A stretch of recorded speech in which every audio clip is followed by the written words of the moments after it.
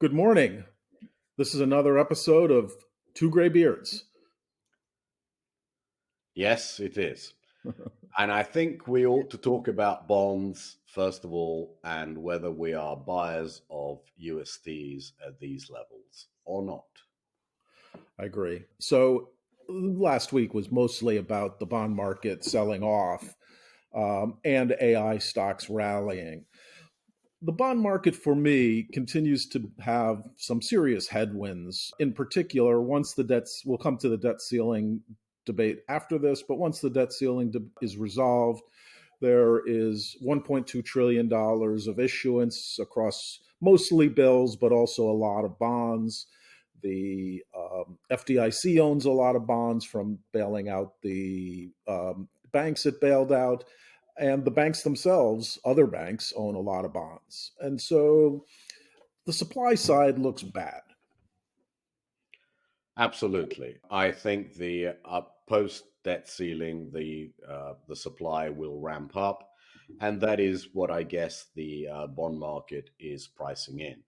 It's basically front running the supply that's going to be coming through. And basically, what it's saying is that whatever cuts priced, will be priced in by the debt ceiling resolution, the agreement, isn't going to be enough to bring down real GDP into anywhere near negative territory. Because let's face it, the most of the cuts are going to be backloaded. They're not going to be front loaded. Even if you, as you said earlier, if you just take what the Republicans have proposed, all the cuts there to the spending are in year three, four, five, six, seven, and well into the future. Therefore, the bond market, I don't think, is happy with that. And it's basically fighting and continues to fight this negative yield curve, which makes it very, very difficult to really love bonds at these prices. Yeah. Yet, I think, we have to go back to where we were at the beginning of the year. At the beginning of the year, we said bonds are really trading instruments because while the yield curve is this negative and you have the combination of a real economy which is still doing well, i.e., unemployment is not increasing, retail sales are strong, uh, consumer spending is strong. While that happens, it's very, very difficult to be hugely bullish on bonds. And that is why I think that something like VWOB, which we bought this week, makes far more sense. Because if you compare the yields, VWOB gives you a 5% monthly coupon, i.e., you're not fighting the curve. You are neutral on the curve. You don't have negative funding costs. It has a 7-year yield, a 7-year duration with a over 7% yield to maturity. While if you compare that to TLT or IEF, you're looking at, let's call it 2.5% coupon. You are looking at, you have 2.5% negative funding.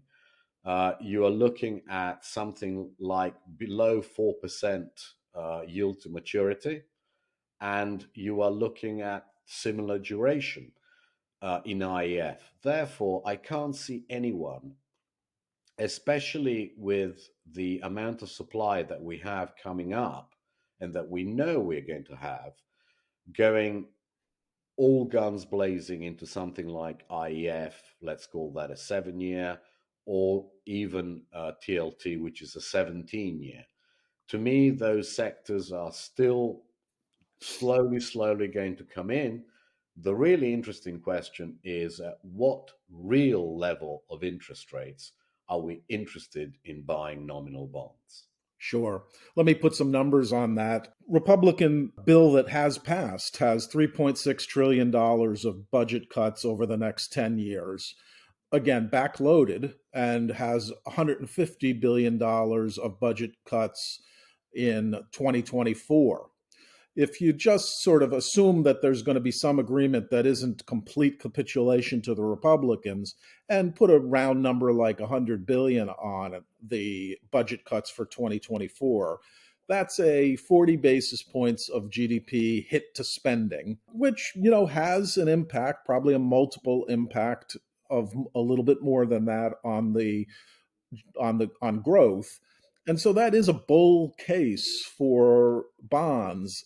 That is the bull case for bonds, that a debt ceiling resolution will result in a weakening of the economy, but it's marginal at best. So then you look at real rates, which peaked at around 175 basis points on 10-year notes, and you look at current real rates, which are 142 basis points on 10-year notes. And that probably gets you sort of both the peak and where we are at for real rates in the near term. And, at 375 ish on 10-year notes, four and a quarter seems pretty unlikely without significant changes in the economy. Not to say that we're going to go to 4.25%, which would be about the highs of the 10-year note, but if we got there, that would be a table pounding buy for bonds without, again, we don't know what the future would bring, but that would be a level based on what we have today, that if things were to weaken like that, everyone would bid for bonds. So now that comes to, let's say we drift to 150, 155 in real interest rates as the economy appears to be growing faster than market had expect, but nowhere near the blazing rate of the peak in yields that we saw last fall. It seems like four-ish is where you might get three and three quarters with a 5% current coupon. The current money yield seems not interesting, but above 4%, that starts to become interesting. Yeah, I think we are unlikely to revisit the highs in real rates simply because the uncertainty at that time, i.e., when inflation would start coming down and at what speed, was much greater than it is now. We now know a lot more about inflation than we knew 6 months ago, when real rates were at 175. We are basically now looking at something. I can't see real rates going much above 155, 160, something like that, simply because we know a lot more than we did then. Yeah, and I think that's what you start to think about inflation expectations, which for 10 years are pretty low. So the driver, I agree, the real rates driver would imply that inflation would have, for it to go much higher than one and a half, 155, 160, you'd really need to see significant heating up of inflation. My outlook is that inflation stays high for longer, but doesn't escalate from, sort of the direction it's heading, which is 3%. So let's say inflation expectations were to rise a bit because they're very low and inflation is not may not come in as much as expected. That's where you could get the next phase of nominal bond yield increases above 4%. But you'd have to start seeing successive increases in the inflation data for you to make that move. And inflation expectations really never have become unanchored. So again, I think that says that, in the next month or two, that if bonds on this supply demand asymmetry start yielding four and higher, those are a fairly good investment. So I think that's pretty much where I think we both are. Yes, no, I agree with you. I think anything above, you know, 4% in tens, I think it would be, as you said, a table pounding buy for the longer term. And we are investing here for the longer term. We're not trading. So I think we can afford to wait for that. I see absolutely no compelling reason to step up and buy huge amounts of nominal bonds at the moment. The yields are just not attractive enough, and why fight a negative yield curve? I just don't Yeah. see the point. So that We the only potential for a trading spike on bond prices, to me, would be a complete disaster of the debt ceiling negotiation. So let's talk about that. So the news of the week last week was debt ceiling negotiations were became a real active thing. And so that means that, in my view, that the Democrats have come to the table despite their strong view that budget cuts and the debt ceiling needed to be separated.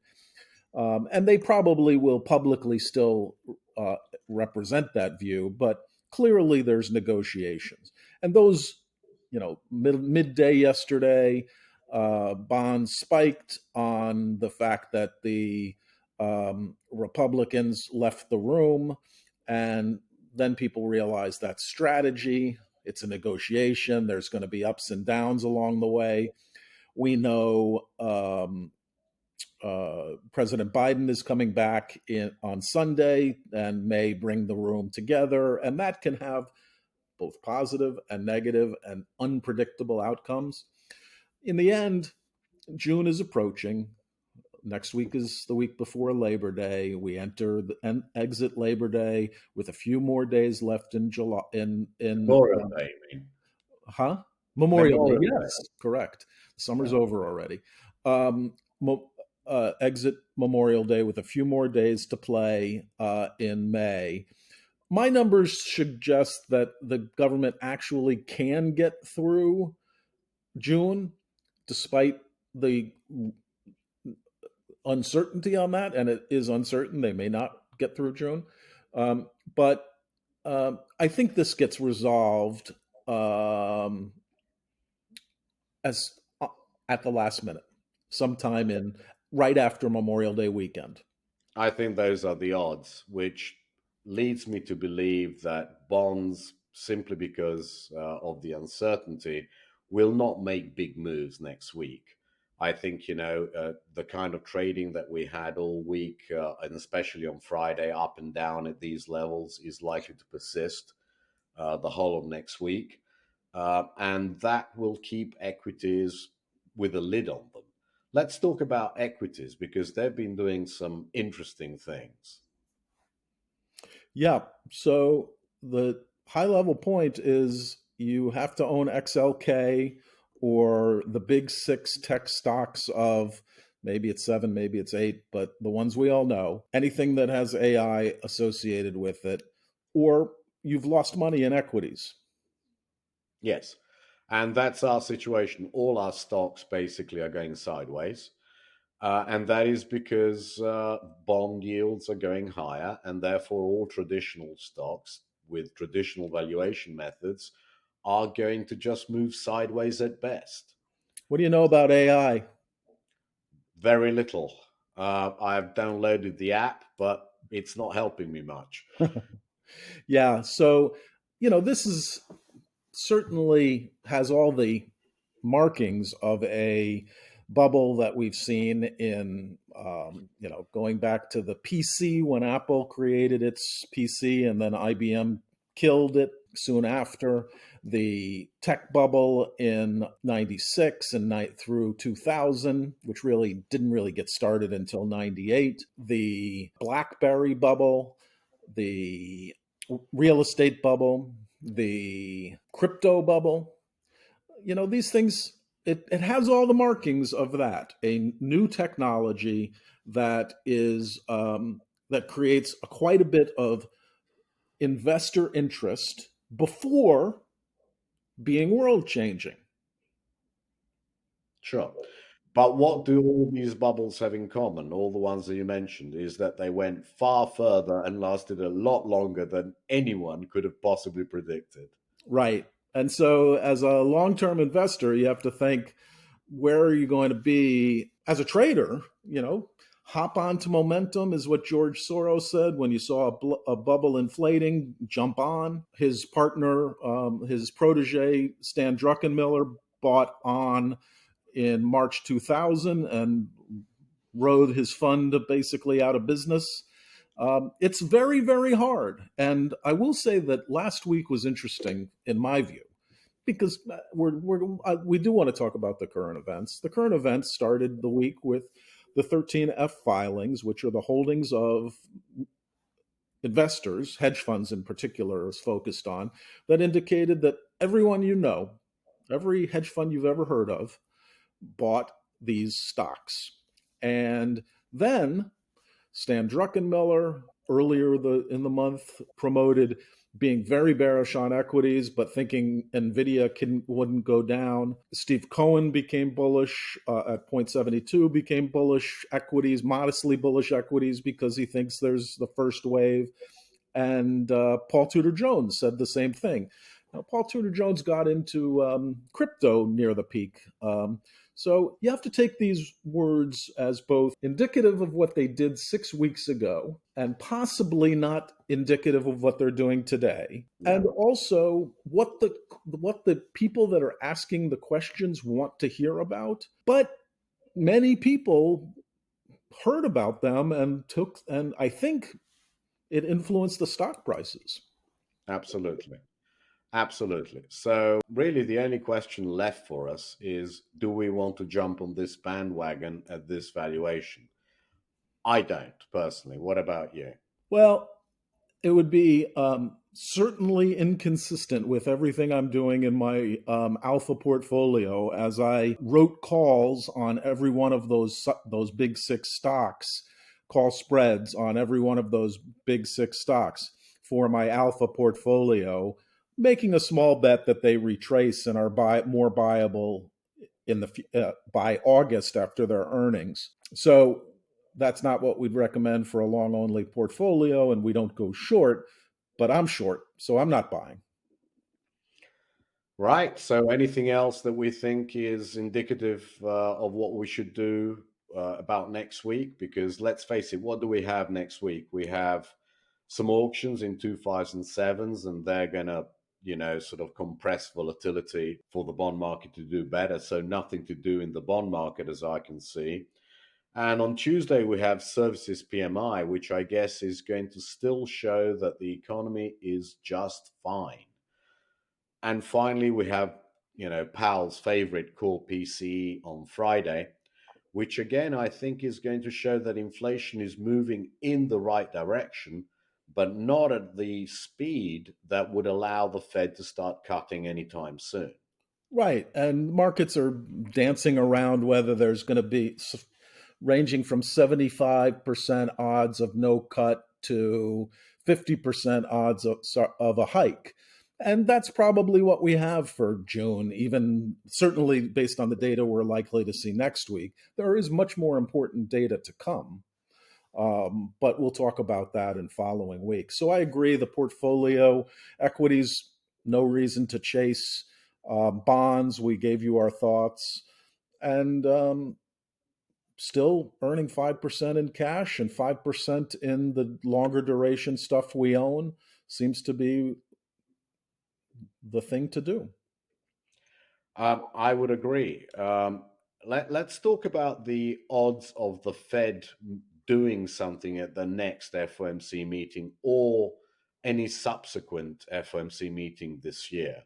I think we are getting very close to terminal rate. Whether it's another 25 or maybe even 50 basis points, we can argue about that till the cows come home, but we won't know until the data shows it, because let's face it, the Fed from now on is going to be completely data dependent. Yep. The one thing that I would be fairly sure about is they're not going to cut before the beginning of next year.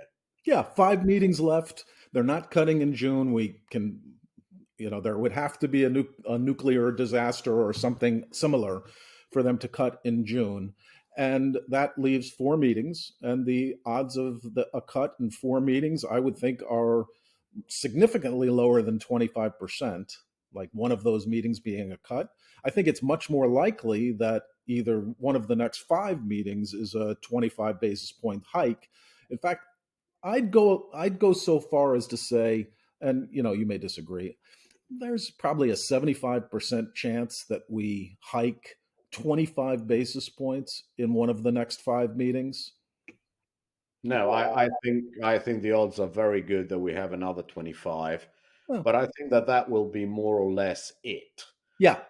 Well, And unless data changed, but yep. so what we are saying is that if you step in now and buy all kinds of assets, you have at least 6 months worth of negative carry to fight against. And I don't think the market is in the mood to do that, not with this amount of new Fine. issues that is going to happen. And therefore, you have to presume that bond yields will not be lower in 4 or 5 months' time.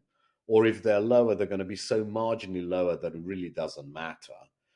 And therefore, if you buy equities here or you buy bonds, i.e., you do anything but have this conservative portfolio that we have on at the moment, you are not likely to make, I mean, the odds are just bad that you will make significant money.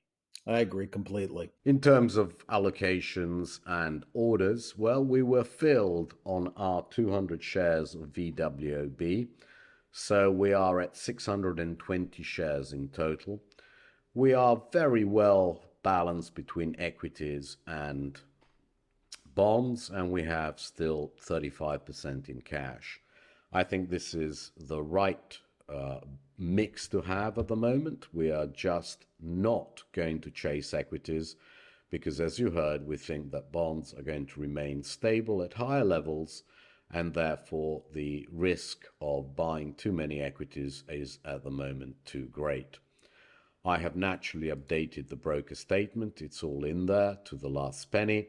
And order entry, absolutely no orders for this week. So I have cancelled the order in LEMB. I think we will probably get more clarity over the course of the next couple of weeks and probably be able to get it at better levels. And then we will reinstate it and go higher in the allocation to bonds if and when we reach the nominal yields, which show us that real yields are above 1.5, as we indicated during the episode. Thank you very much indeed, and speak to you next week. Well, that's a long episode. Thanks for listening. We will see you next week. See you next week.